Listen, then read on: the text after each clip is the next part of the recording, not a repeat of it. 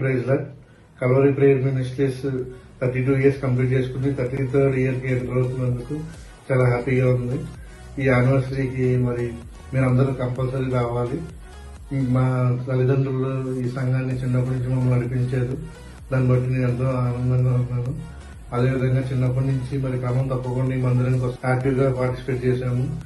అలాగే దేవుడు మమ్మల్ని మా అమ్మాని అందరిని ఆశీర్వదించి నాకు మంచి భార్యని ఇచ్చినందుకు దేవునికి వందనాలు. అదేవిధంగా 2 పిల్లల్ని ఇచ్చారు.